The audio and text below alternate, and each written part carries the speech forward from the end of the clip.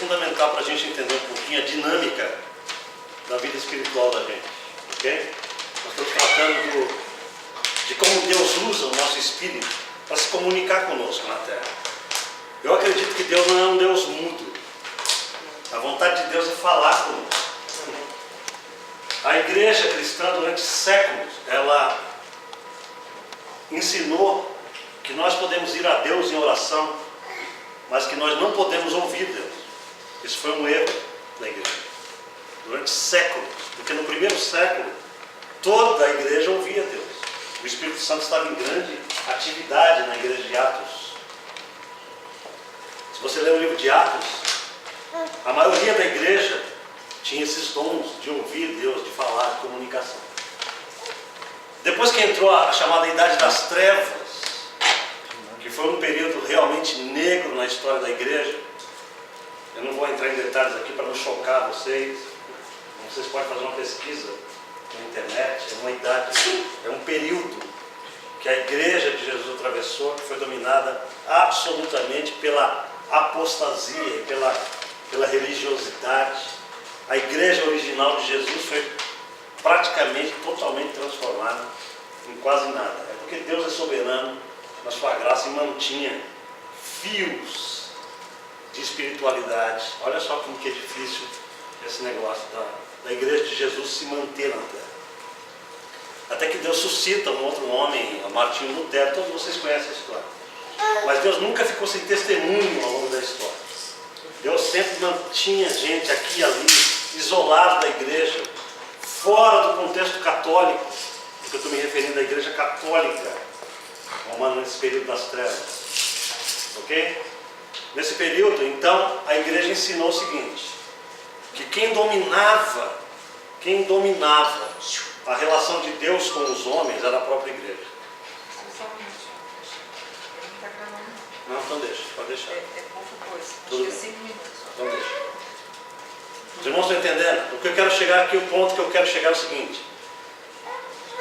Nós tivemos um período de, como é que eu calcularia isso? 1000 e poucos anos. Mil anos é certeza. De trevas. Trevas que eu quero dizer é o seguinte. A separação da luz inicial do Evangelho de Cristo. Total. A igreja caiu na religiosidade e o catolicismo dominou a cena religiosa durante todo esse tempo, fazendo atrocidades, cometendo uma série de coisas que eu não vou entrar em detalhes aqui, todo mundo sabe disso. Quem estudou história secular sabe o que a igreja fazia, vendia indulgências, você pagava pecado com grana, quem tinha mais grana, enfim, eu não vou tirar os podres do catolicismo. O que eu quero chegar aqui é no ponto da comunicação com Deus. Porque além dessas atrocidades todas que o catolicismo fez, ele também trouxe um tradicionalismo em que somente a cúpula da igreja tinha relação com Deus e o resto que eu quero dizer é o seguinte: a igreja católica, ela criou uma hierarquia e criou um sistema que não tem nada a ver com a palavra de Deus. Ela criou o seguinte: existe 2 grupos no mundo. Existe o clero e existe o leigo. Ok? O clero é o pessoal religioso, é o pessoal de Deus, é o pessoal que serve a Deus, é o pessoal que entra para a religião, é o pessoal que se devota à religião. Esses caras serão representantes de Deus para vocês, que não são religiosos. Então essa separação entre o que é sacro e o que é profano na cabeça religiosa é muito forte. Vocês nunca perceberam isso? Eu não ia nem falar nisso, mas eu creio que eu devo falar. Inclusive para o pessoal do YouTube. Eu ia até falar, corta essa parte, mas eu acho que deixa essa parte. Em nome de Jesus. Porque é o seguinte, eu acho que vale a pena conhecer um pouquinho dele. Porque é o seguinte, na ideia da igreja, nesse período, existia um grupo, e até hoje é assim. Até hoje é assim. É um grupo que monopoliza a relação do humano com Deus. Vocês têm que passar por nós. Nós somos os sacerdotes. Nós levamos vocês até Jesus e até Maria. Vocês têm que vir a nós. Porque se vocês não vierem a nós, vocês não podem ir ao céu. Nós somos o caminho. Não é Jesus. Nós somos o caminho, a verdade e a vida. Não é mais Jesus. Vocês estão entendendo como que é sério isso? Agora o ponto que eu quero chegar é esse aqui. Além de tudo isso, a igreja romana e todas as facções dessa igreja criaram a seguinte ideia, que a comunicação com Deus é uma comunicação de uma via só, em que você vai a Deus por meio de rezas estabelecidas pela igreja. Você não tem liberdade diante de Deus de falar o seu coração. Você tem que falar o que a Santa Igreja determina que você fale. E quando você fala, você tem que falar de acordo com os ditames que a gente estabelece, para que Deus te ouça. Porque se você não falar de acordo com as regras estabelecidas pela igreja, você não terá a audiência do Senhor. Olha a seriedade desse negócio. Então esse caminho religioso para a oração é um caminho totalmente contrário àquilo que Deus propõe para nós, especialmente no Novo Testamento. Porque no Novo Testamento, Jesus trouxe a seguinte ideia para nós. Que a gente entra num quarto, e num quartinho não é uma igreja, não é um mosteiro, não é uma clausura religiosa, é um quarto da minha casa, que eu entro lá, e ali disse Jesus, eu oro em secreto, e o Pai que me vê em secreto, me recompensa em público. Olha só que coisa maravilhosa. Então esse Deus que Jesus apresenta, é um Deus totalmente contrário àquilo que a religião apresenta. Porque esse Deus que Jesus apresenta, é o Deus que ouve e responde. É o Deus que não somente está ouvindo o que você está falando, mas que se você silenciar a voz do Espírito Santo dentro de você, vai falar com você. E você precisa acreditar nisso. Porque esse é o verdadeiro sentido da oração. Você fala, depois você espera. Porque Deus vai falar com você. Em você. Você não precisa de um profeta, você não precisa de alguém ungido, você é ungido em Jesus Cristo. A palavra de Deus diz, é a unção que dele recebemos. Permanece em vós.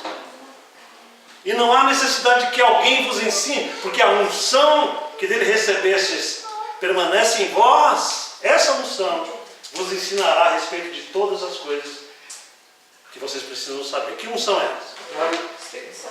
O Espírito Santo que habita em nós. Amém, querido? Amém. Essa noite eu vou finalizar esta parte da lição e eu quero que você entenda. Semana passada eu falei para vocês que Jesus é o modelo de como é que a gente deve andar na terra. Eu falei para vocês que o céu e a terra habitavam juntamente no início, quando Adão estava no jardim do Éden. Ok?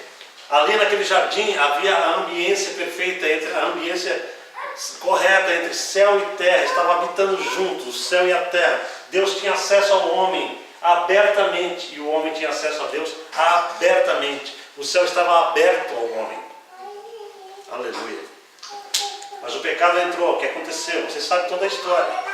O pecado entrou e Deus separou o homem da esfera celestial. O homem continuou no planeta Terra, porém ele se afastou daquela ambiência do Éden. O Éden não é só um jardim, queridos. O Éden era um lugar místico, se a gente pode dizer assim, em que havia essa integração céu-terra de maneira perfeita. Ok? Deus tira esse casal dessa esfera, que a gente não sabe onde é. Ok? Eles continuam no planeta Terra, mas eles saíram do céu do planeta Terra. Aleluia. Vocês agora estão entendendo o que eu estou querendo dizer.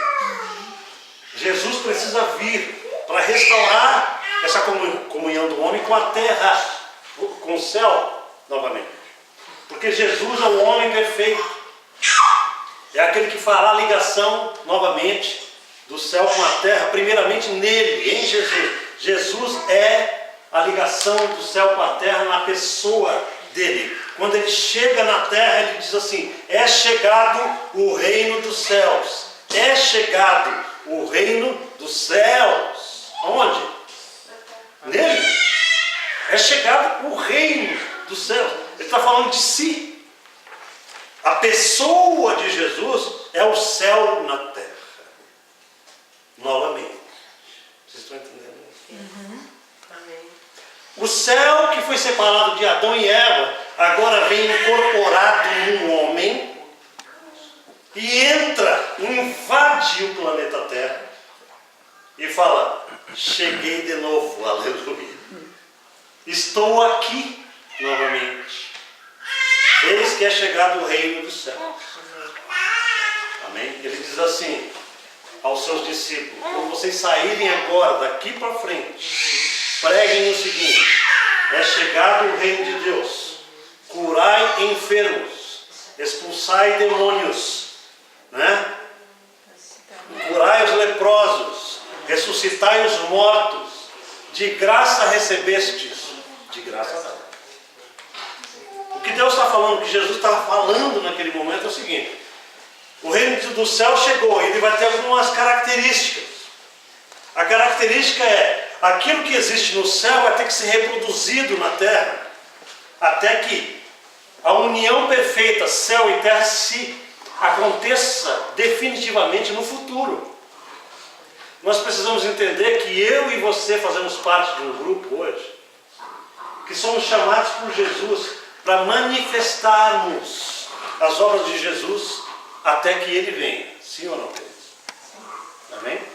Nós somos chamados por Jesus para reproduzirmos na terra a ambiência celestial, mesmo no meio das nossas fraquezas. Olha só que coisa tremenda isso. Nenhum de nós dessa sala tem a mesma característica de Jesus na sua totalidade. Porque todos nós somos marcados pela fraqueza do pecado.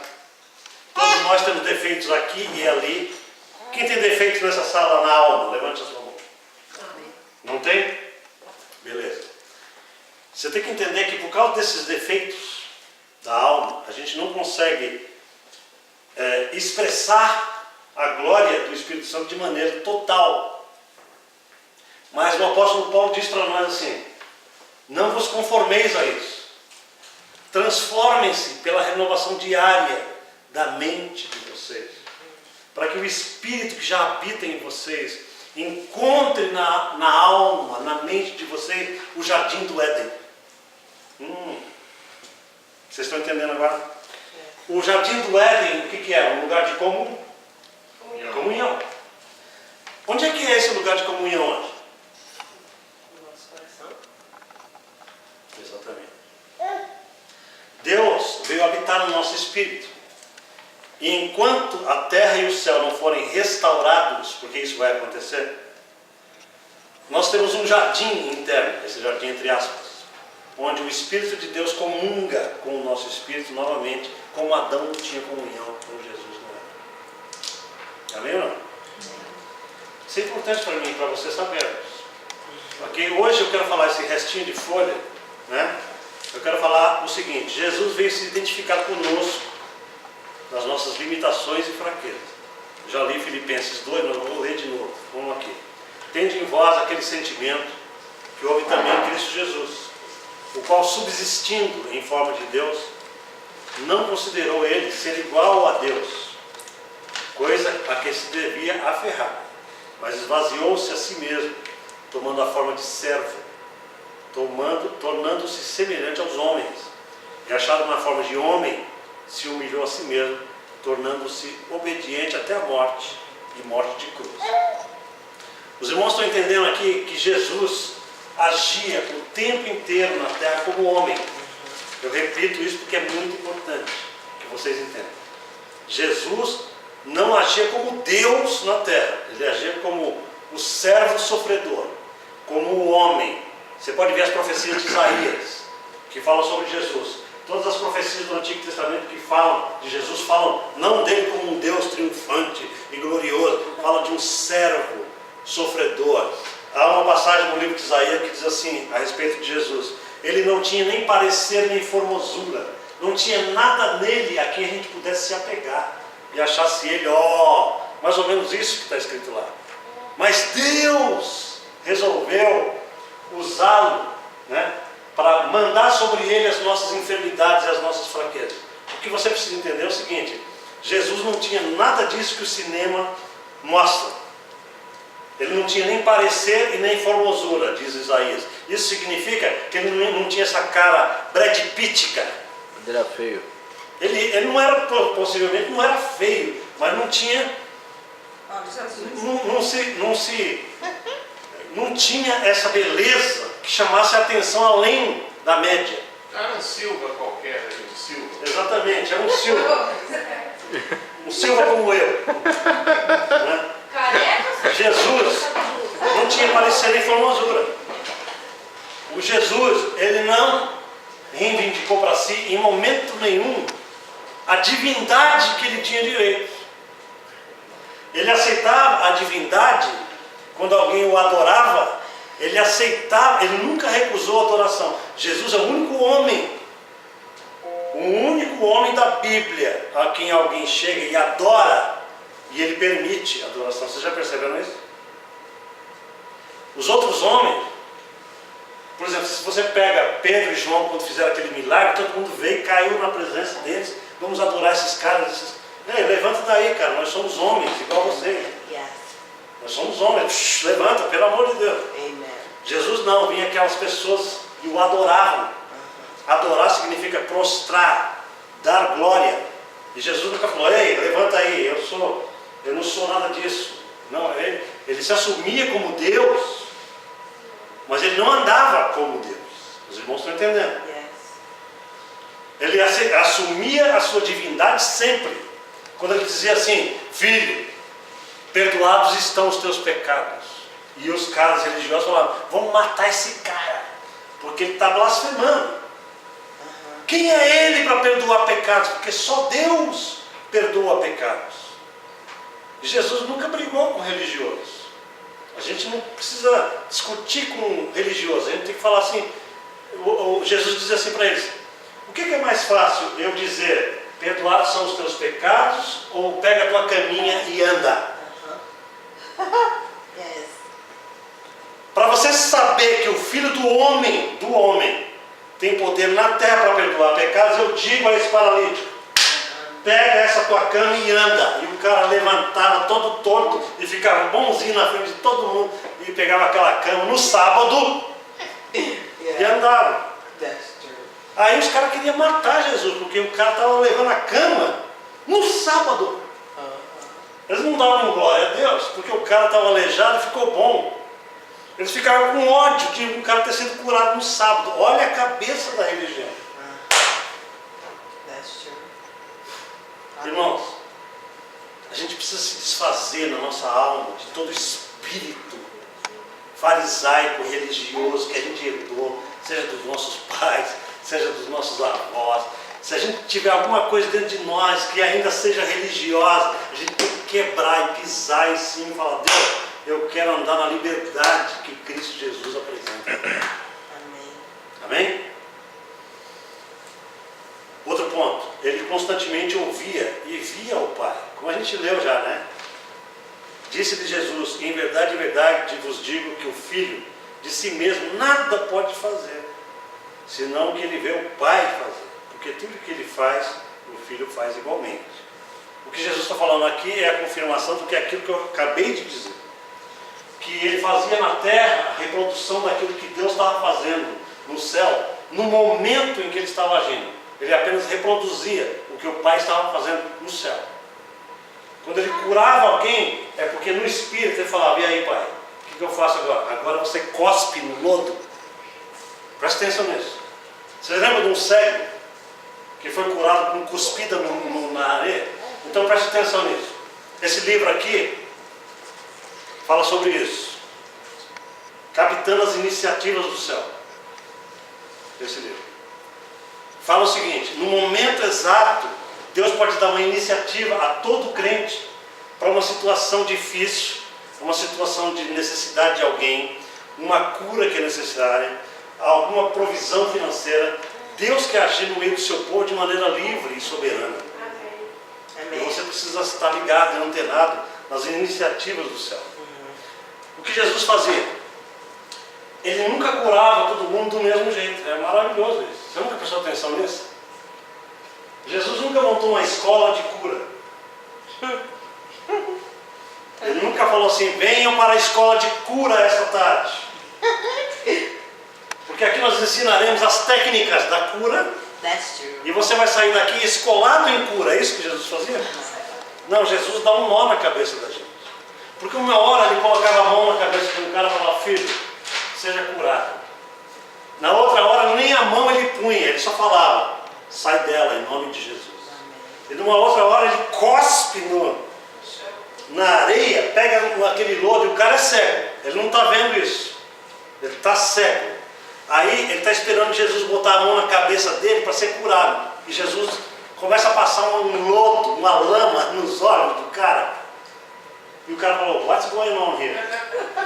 Ele não sabe, porque se ele imaginasse que aquilo era cuspe. Irmãos, estão entendendo a gravidade desse negócio?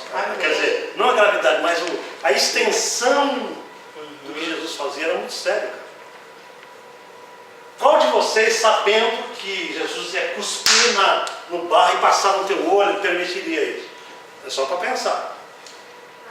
Mas o que eu quero dizer aqui, o ponto que eu estou trazendo para vocês é o seguinte: naquele momento, o Pai Celestial, de acordo com esse texto de João 5,19, estava dizendo para ele assim, filho, esse cara aí você não pode botar a mão na cabeça dele, você vai cuspir no lodo, esfrega na cara dele, quebra o orgulho dele.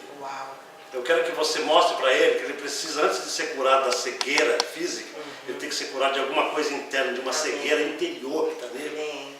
E quando ele entender isso, ele vai ficar são desse negócio. Vocês estão entendendo isso? Aí Jesus falou amém. Está em captação com as iniciativas do céu. Aí ele vai, aí fala para o cara assim, filho, vai em tal tanque, o tanque de Siloé, e lava esse rosto lá. Quando você lavar, você vai ficar curado. Cara, o cara está sabendo que foi passado um lodo. Alguém deve ter falado para ele, você sabe o que aconteceu com você? Meu, porque alguém levou o cara lá. Pensa, o que é isso que o cara passou? Não, rapaz, isso aí foi cuspe. Cuspe! Né? Irmãos, esse negócio é sério. O cara podia ter desistido de ir ao tanque ali, falou, esse cara está zoando comigo. O orgulho que estava dentro dele, Jesus estava querendo curar, e só Jesus sabia.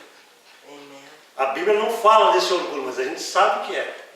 Você quer ver um outro cara que precisou ser quebrado do orgulho na Bíblia? Do mesmo jeito dessa iniciativa do céu? No Antigo Testamento, o Eliseu recebeu uma iniciativa do céu. Naamã veio todo leproso a ele, lembram disso? O general Naamã, quem lembra? Chegou para ele, e esse cara Naamã era a nata da cocada negra, lá do tempo dele. Ele era o top de linha do exército dos caras, o general Naamã. Aí ele chega para Eliseu e fala assim, Eliseu, eu vim aqui para ser curado por você, porque eu fiquei sabendo que você é um homem de Deus e você já fez muitas curas. Eliseu não quer nem falar com ele, porque ele sabe que esse cara é problema. Quantos de vocês já tiveram uma situação assim? O cara vem e precisa de uma ajuda, mas dentro de você você fala, esse cara é problema. Elias falou assim, Eliseu falou, fala para esse cara, não vou nem falar com ele. Fala para ele que ele vai lá no rio tal, Jordão, no Rio Jordão, e mergulha 7 vezes no Rio Jordão. E aí chega um cara para falar com Naamã. Olha aqui, o profeta falou o seguinte para você, vai no Rio Jordão e mergulha 7 vezes no Rio Jordão e você vai ficar curado dessa lepra. Pô, cara, esse cara ficou furioso. Quem é esse tal de Eliseu para falar isso para mim? Eu! O grande Naamã, além de vir aqui ter que falar com esse sujeitinho judeu, hebreu, ele ainda me manda mergulhar 7 vezes nesse rio sujo que parece o rio Tietê. Sendo que lá na minha terra tem rios maravilhosos, melhores do que esse. O orgulho dele foi lá no lixo. A mesma coisa estava acontecendo aqui com esse homem. Ele estava leproso por fora, mas era a manifestação de uma lepra interna. Irmão, sabe, às vezes a cura que Jesus quer realizar na nossa vida física, ela está intimamente ligada a um problema sério que a gente tem na alma e no nosso coração. E que Deus quer curar primeiro aquela causa. Aquele lugar interno é que Deus quer chegar. É por isso que às vezes a cura física não se manifesta de imediato. Sabiam disso? Às vezes a gente vai orar por alguém e Deus fala assim, não ora pela cura dela. Deus fala dentro do teu espírito. Fala para ela pedir perdão a Deus por causa do rancor que ela tem com a irmã dela. E Deus revela isso para ti. Os irmãos estão pegando a magnitude desse negócio? Quantas e quantos testemunhos eu tenho ouvido de irmãos que vão orar por cura? E Deus fala assim, revela a pessoa a quem vai orar por ela. Fala assim, ó, essa pessoa tem um problema sério de amargura e de rancor com tal pessoa. Pergunta para ela. E a pessoa fala assim, vem cá, antes de orar para você por cura, você teve um problema assim com a sua irmã? Aí a pessoa começa a chorar, desesperadamente. Ela tem, eu odeio minha irmã. Pois é. Pois Deus quer que você perdoe ela agora. Porque se você não perdoar, a tua cura física não será manifestada. Eu já vi milhares de coisas assim. Aí a pessoa se quebranta diante de Deus, pede perdão a Deus. Deus lava a alma dessa pessoa de todo aquele ranço de 20 anos. E aí o milagre ocorre no corpo dessa pessoa. Vocês estão entendendo isso?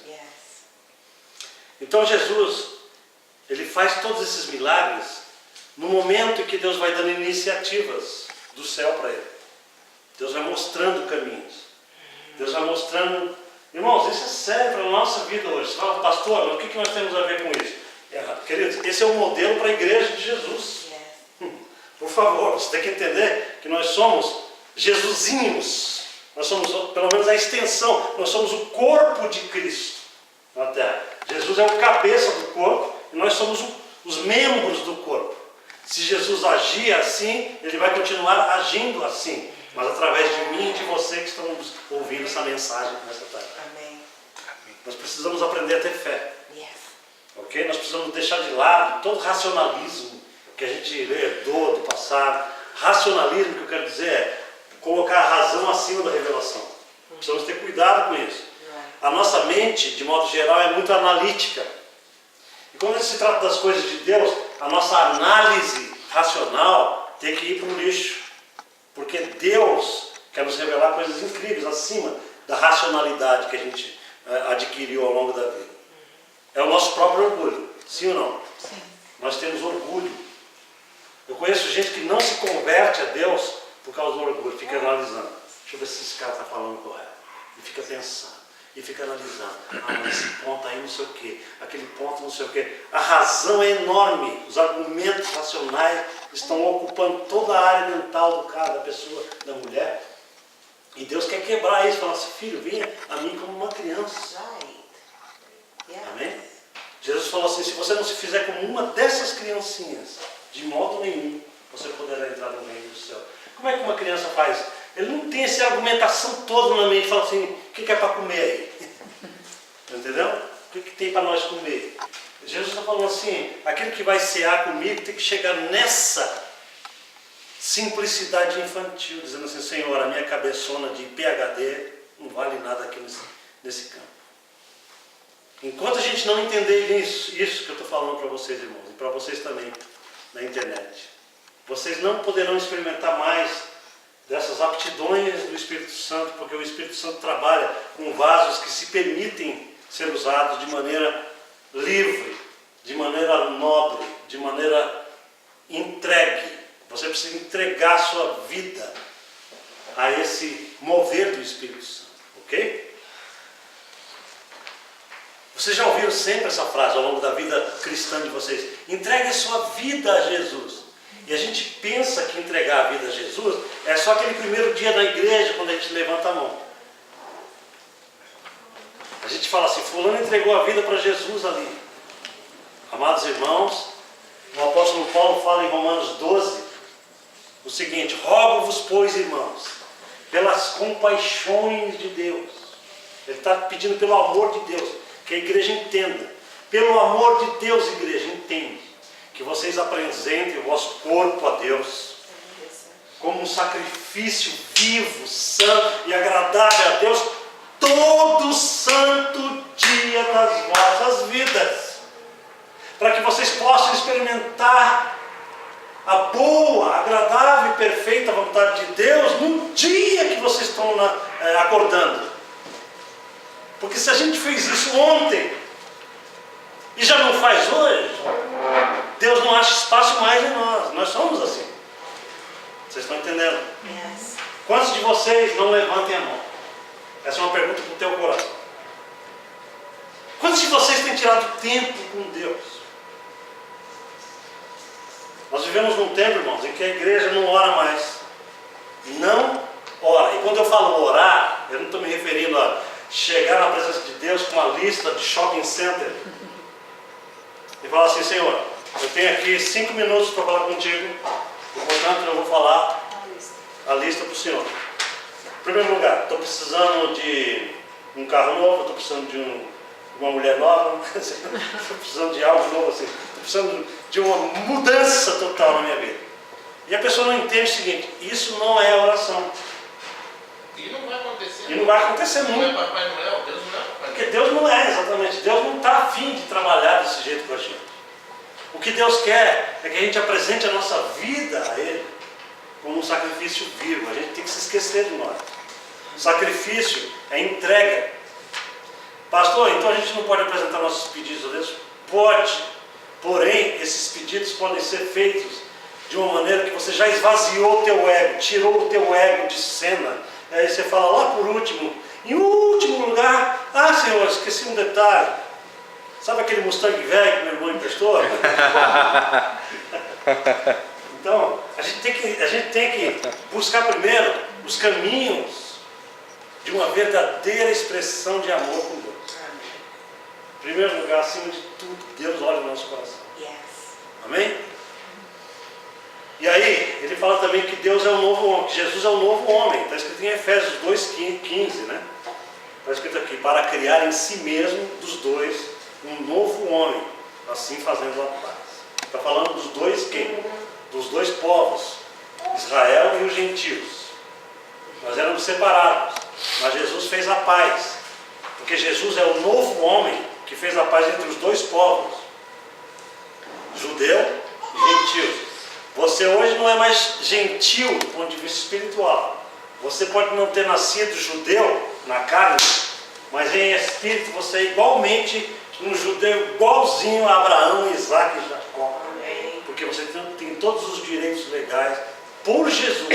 Isso que ele está falando é o apóstolo Paulo, não é o pastor Silva, não. Paulo diz assim: aqueles que são de Cristo são crentes, são benditos igualmente ao crente Abraão. Está escrito em Gálatas. Rapaz, se você souber a magnitude desse negócio, você vai sair daqui pulando de alegria. Porque Deus era amigo de Abraão, cara. Deus não falava assim: vem cá meu servo, vem cá meu amigo. O cara era amigo de Abraão, de Deus. Amém? E nós somos filhos da promessa, filhos de Abraão em Jesus. Jesus nos implanta nele, e como Jesus, né? Jesus é semente de Abraão. Todos nós que estamos implantados em Jesus passamos a ser enxertados na mesma fé de Abraão. É um enxerto. O apóstolo Paulo usa essa linguagem. Já viram enxerto de planta? Ele pega um galinho que não é da planta, enxerta na planta, e aquilo vai crescendo dentro da planta até virar parte da planta, mas era uma coisa que não era da planta antes. Assim somos nós. A Adriana entendeu. Pela cara dela ouviu. Nós todos somos enxertados em Jesus Cristo e fazemos parte das mesmas promessas que Deus deu para Abraão. Restauração. Jesus veio restaurar tudo que a gente havia perdido. Em Lucas 19:10 diz assim: porque o Filho do Homem veio buscar e salvar o que se havia perdido. Amém. O que é que se havia perdido? Só os seres humanos? Aliança. Não é só os seres humanos que haviam se perdido, irmão. Eu já falei para vocês que a obra de Jesus, de maneira específica, é salvar o perdido. Mas de maneira genérica, ele veio destruir as obras do diabo. Quando ele veio salvar o que havia se perdido, ele veio buscar a humanidade perdida que se perdeu, que se afastou dele, mas todo o universo foi afetado pela queda de Adão e Eva. Quem estava aqui semana passada viu isso, eu falando sobre isso. O universo todo foi estragado por causa de um casal. O negócio é sério. O negócio é sério. Quando ele veio buscar e salvar o que havia se perdido, ele está falando de homens e do cosmos inteiro, do universo inteiro. É muito grande. Ok? Nós somos uma nova criação em Cristo. Segundo aos Coríntios 5,17. Diz assim: pelo que se alguém está em Cristo, nova criatura é. As coisas velhas já passaram, eis que tudo se fez novo. Aonde? Onde é que tudo se foi feito novo em nós? No Espírito. No Espírito. É óbvio. Tudo é novo em nós, no nosso Espírito. Okay? Nós somos vivificados em Espírito. 1 Coríntios 15, 22. Pois como em Adão todos morrem, do mesmo modo em Cristo todos serão vivificados. Maravilha. Vivificados aí significa receber a vida ressurreta de Jesus. O teu espírito, só para você ter uma ideia, já tem a mesma vida ressurreta de Jesus Cristo. Que coisa maravilhosa. Amém? Efésios 2:1 diz assim: ele vos vivificou, estando vós mortos em vossos delitos e pecados. Quando é que ele vos vivificou? Quando vocês eram todos santos? Não. Ele vos vivificou, estando vocês todos em pecado. Graças a Deus que ele fez isso. Colossenses 2,13. E a vós, quando estáveis mortos nos vossos delitos e na incircuncisão da vossa carne, vos vivificou juntamente com ele. Glória a Deus. E por último, os nossos sentidos espirituais foram restaurados. Quero falar um pouquinho sobre sentidos espirituais. Você pode até ouvir essa mensagem depois, para você pegar direitinho o que significa isso, porque isso é fundamental. Isso diz respeito com todos esses livros aqui que eu estou emprestando aqui para as irmãs. Ok? Primeiro, irmãos, quando Adão e Eva estavam no Éden, eles tinham todos os sentidos físicos. Quantos sentidos nós temos físicos? 5. 5 sentidos. Né? Não preciso nem falar quais são, né? Todo mundo sabe. A cara da Kelly está meio assim.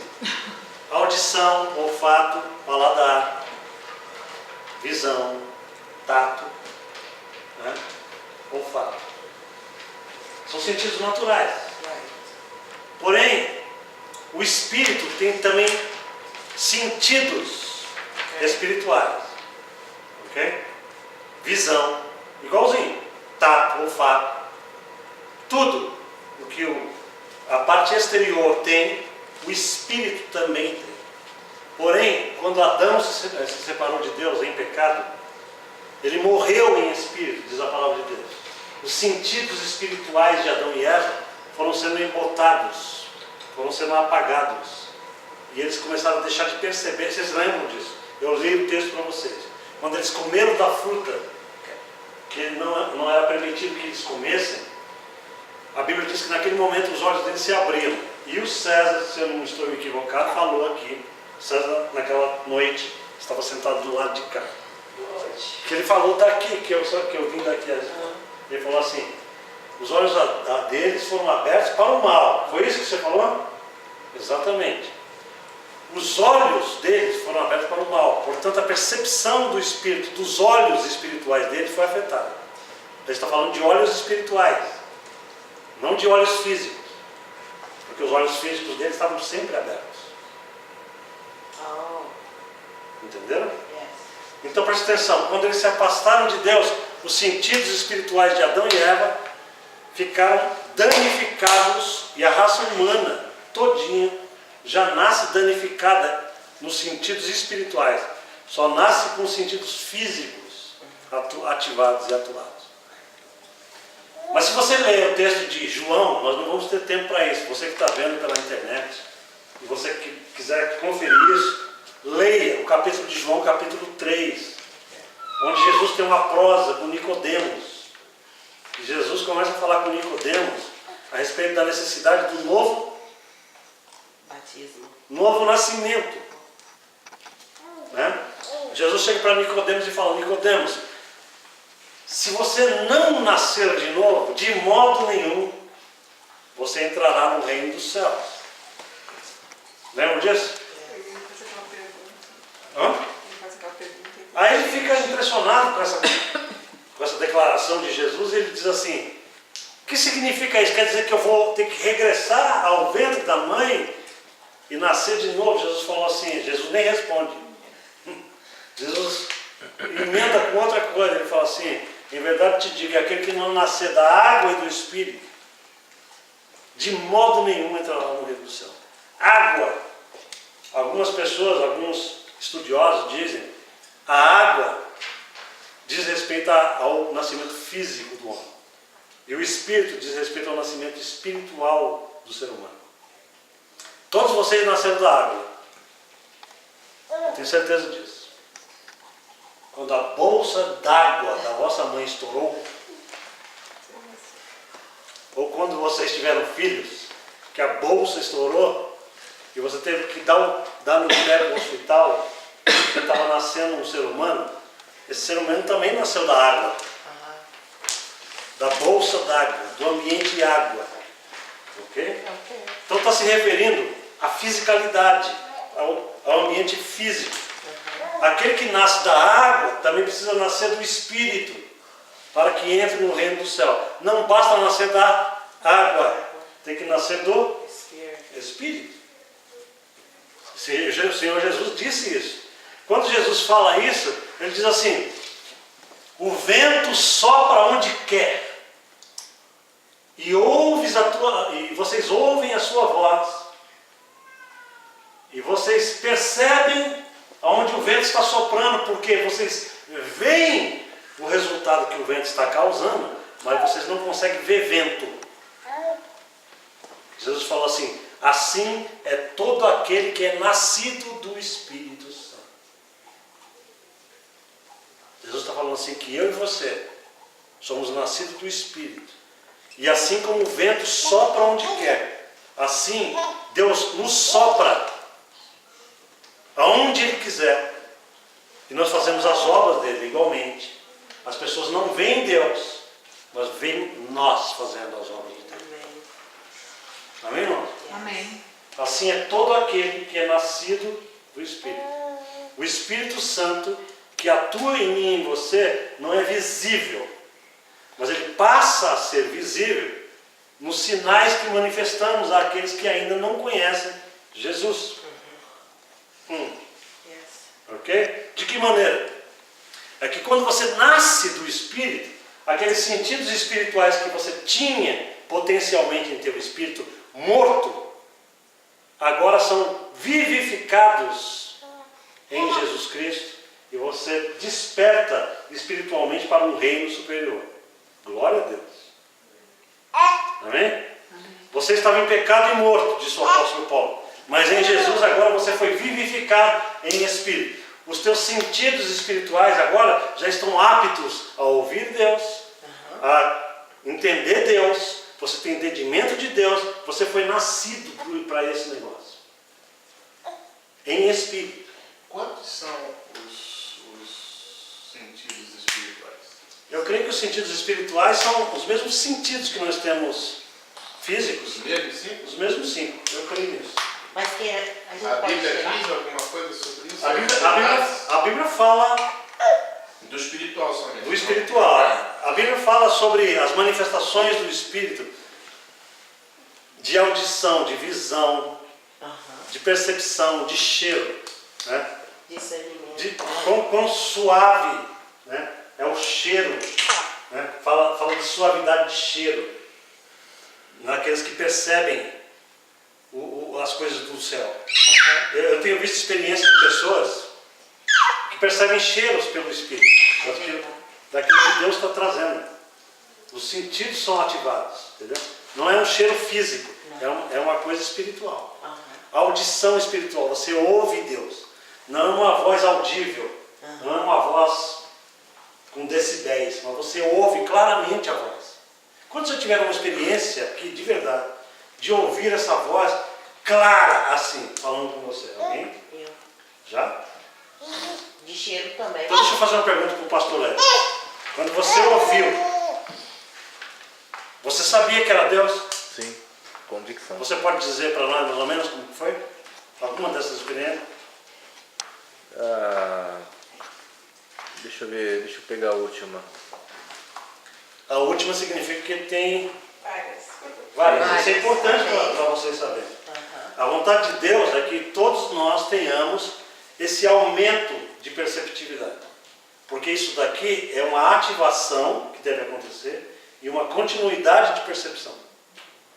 Então a gente não se deve sentir culpado se a gente não escuta nada. Entendeu, irmãos? Right. Se você nunca escutou nada, é porque você nem percebeu. Porque muitas vezes Deus já falou com você e você só não sabia que era Ele. Olha que legal.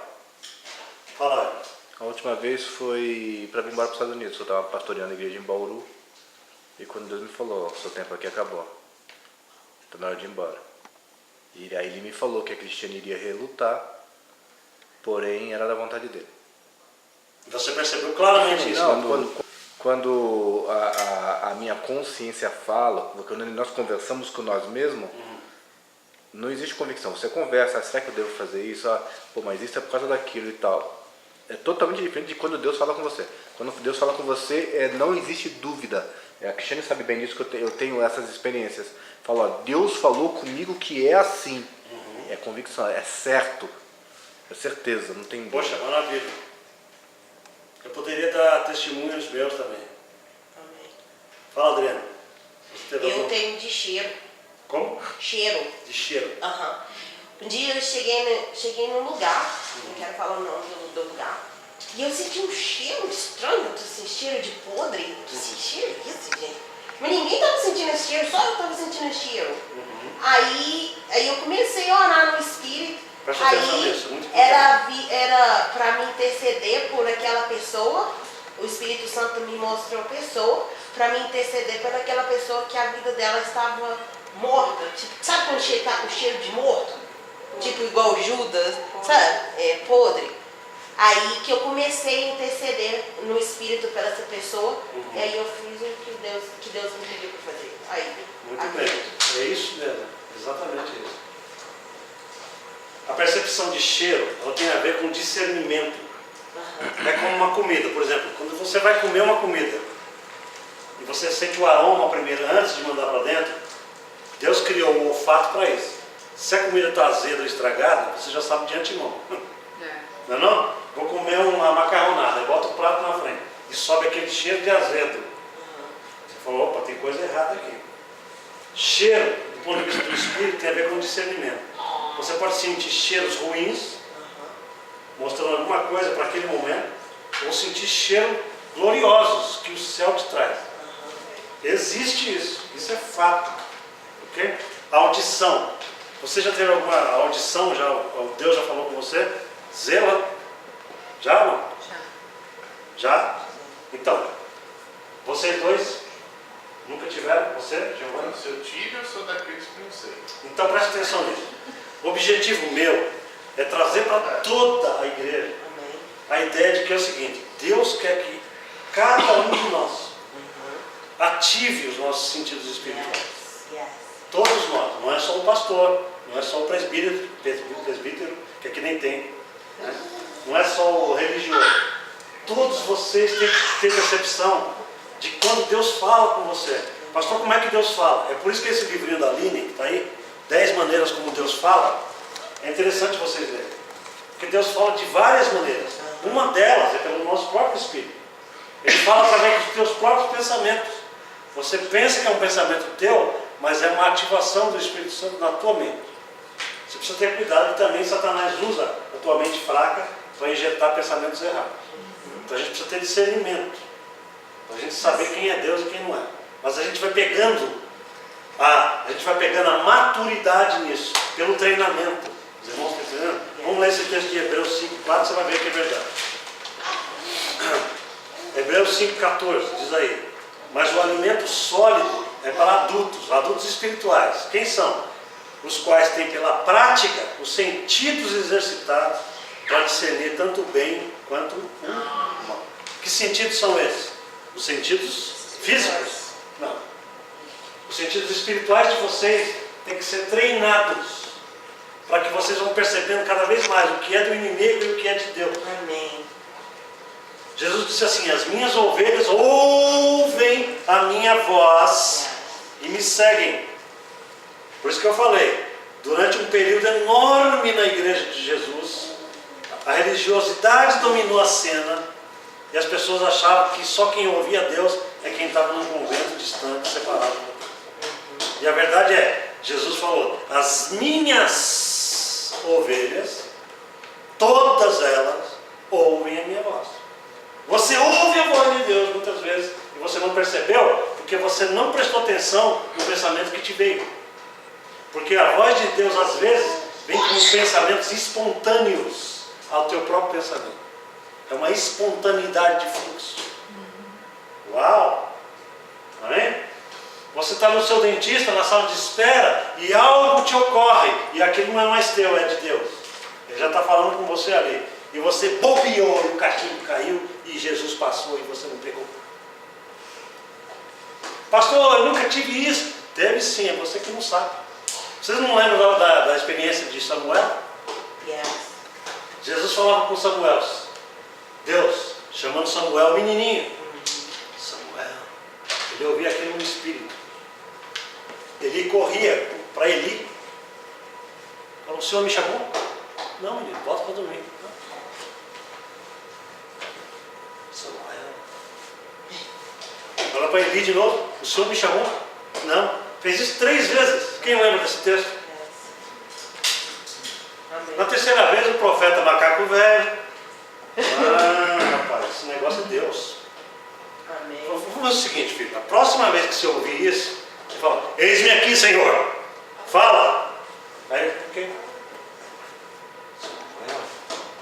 Eis-me aqui, Senhor. Fala. Aí Deus falou com ele.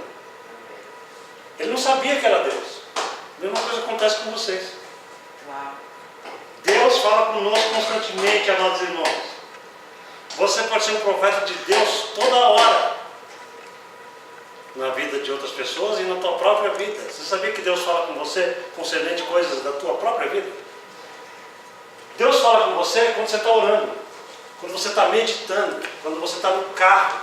Deus, você está falando. A Alice constantemente fala para mim: então Deus me falou isso. Nós temos que ter isso, igreja de Jesus Cristo. Amém ou não? Amém. Amém. Nós temos que ter isso. Yes. Porque se um dia você chegar para mim assim: pastor, Deus me falou isso assim e tal, eu vou ouvir de vocês.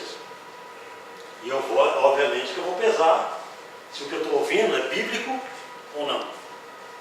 Né?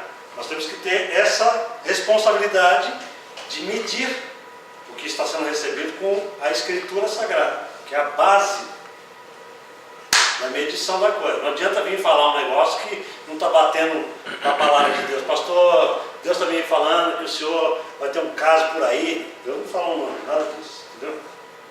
Isso aí é mentira, eu repreendo em nome de Jesus. Amém. Né? Poderia citar um monte de coisa que as pessoas vão entregando pela carne, que não tem nada a ver com o Espírito Santo. Quando é o Espírito Santo, ele confirma a verdade. Amen. Ele fala com você e ele confirma a verdade. Porque Deus é um Deus de verdade. Deus não é um Deus de mentira. Ele vai confirmar a verdade dele. Espere. Né? Às vezes eu entrego uma palavra à pessoa e a pessoa espera. Pastor, aquilo lá se cumpriu. Aleluia. Se cumpriu porque era de Deus. E também nós podemos errar. Eu vou deixar bem claro para vocês. Quando você anda em fé com Deus, tentando exercitar os sentidos espirituais, nós precisamos fazer um grupo menor que te acolha. Um grupo que saiba entender que você está dando os primeiros passos na fé. Que não te condene dizendo: você errou, falsa profeta. Vocês estão entendendo isso? O grupo de apoio da igreja tem que dar vazão àqueles novos que estão chegando a praticar essas coisas, dizendo assim, fala filho, o que você sente no teu coração? Pastor, estou sentindo isso, não sei se é isso ainda. Amém, fale. É isso, isso, isso. Amém? Lá no Dunamis eles treinam assim. Eles treinam profecias assim. Um grupo de pessoas que percebem coisas, começam a perceber e falam. Isso é pesado pelos mais velhos. E aí, o que você falou? O que Deus te mostrou? Eles ficam quietos numa sala, com uma música tocando, uma música ambiente, e todos ficam tentando antenar com Jesus. Porque depois eles vão falar assim, vão fazer os despojos da guerra, trazer despojos da guerra. É uma terminologia que eles criaram para determinar o seguinte: cada um de vocês que agora esteve na presença de Deus, pode ter tido alguma coisa de Deus agora, que pode servir para nós, o grupo. Uau. E aí as pessoas falam, eu vi, pastor, eu sei disso, eu senti isso agora, pastor, eu sei. Então a gente pega esses despojos da guerra, junta e fala, Deus está falando isso conosco. Amém. Agora, se a gente não treina isso vai parecer sempre uma dificuldade para nós, amados irmãos. Isso deve ser coisa comum entre nós. Uau. Vocês estão entendendo isso? Aham. Deve ser comum para nós. Você é um profeta de Deus. Você tem os dons do Espírito Santo embutidinhos aí dentro de você. Quem está falando isso é a Bíblia Sagrada. Yes. O apóstolo Paulo diz que nós temos todos os dons embutidos. Nós manifestamos esses dons na medida do exercício. Yes. Pastor, eu não sei falar em línguas. Não falou ainda porque você não tem atiração de fé. Porque o dia que você falar, Senhor, eu vou orar em línguas hoje aqui, em nome de Jesus, e você ora. Porque o Espírito Santo que já está em você, ele vai te habilitar para isso. Amém. Amém? Então a primeira coisa que você tem que fazer, estou terminando, fechando aqui com o pessoal da internet, meu pessoal. Primeira coisa que você tem que acreditar, tudo isso que está aqui na palavra de Deus foi escrito para que a gente entenda que a igreja de Jesus não deve ser aquela igreja distante do céu. Okay. O céu, ele está em profunda atividade com a terra novamente através dos crentes em Jesus. Do Espírito Santo que habita em nós. Jesus voltou ao céu, lembra disso? Ele foi ascenso ao céu. Ele retornou ao céu dos céus, ao terceiro céu. Mas ele está espiritualmente em nós. O céu está em nós. Diga, o céu está em mim. Diga. O céu está em mim. Isso é verdade, amados irmãos. Amém. Você quer ver uma coisa? Eu desafio você nessa noite. Eu desafio você. Você vai chegar na sua casa e você vai para um cantinho e fala assim, Deus, me dá um sonho teu. Não é legal? Você vai falar assim para ele. Peça como criança mesmo. Assim, eu posso ter uma experiência contigo hoje? Ok. Deus gosta disso. Ele só está esperando você pedir. Quantas vezes eu falo assim, eu preciso de um sonho teu agora, Deus. Eu preciso de uma revelação. Amém. E eu vou descansar aqui, porque quando você descansa e perde todo, você abaixa toda essa tua guarda racional que você tem, Right. essa guarda racional, que a tua cabeça é um problema. Né? Aí você, Senhor, eu vou dormir, esse velho homem aqui vai morrer por uns 10 minutos, meia hora, sei lá. Aí o Senhor fala lá no meu espírito, eu vou saber quem é você. E Ele vai falar com você. Uau. Porque quando você acordar, você vai ter tido algo de Deus. E se você não tiver na primeira, vai ter na segunda. Você vai ter, você tem que ser insistente. Porque você vai quebrando essa casca grossa. Falando, Deus, eu preciso disso. Amém. Eu preciso da tua voz. Eu preciso da tua palavra. Porque a palavra de Deus não é só escrita. A palavra de Deus é o Espírito que habita em nós. Quando nós temos a palavra habitando em nós, a gente praticamente não precisa da palavra escrita. Eu poderia chegar na minha igreja sem Bíblia nenhuma, porque a Bíblia já está em mim. A Bíblia está dentro de mim. Eu sou uma Bíblia humana. Amém. E você é uma Bíblia de Deus. Yes, Lord. O que Deus está falando para nós, amados irmãos, é que nós temos que ter ser essas cartas vivas de Deus andando por Las Vegas. Amém. Amém? Amém. Glória ao nome do Senhor. Amém? Hoje à noite nós vamos orar, pode desligar. Eu queria só mandar um abraço para o pessoal que está acompanhando lá no Brasil. Muita gente está vendo esses vídeos. Queridos, muito obrigado. A nossa ideia foi uma ideia aqui do pastor Éder, que não está na frente da câmera, nosso amigão aqui, de registrar o nosso ambiente de discipulado e mandar para o YouTube. Eu tenho certeza que esse ambiente do YouTube é muito imenso. Muita gente pode estar ouvindo essa mensagem. Acredite nessa realidade. Amém? Deus te chama para fazer parte desse exército de pessoas que entendem a voz de Deus e que fazem a vontade de Deus na terra. Amém. Deus te abençoe em nome de Jesus.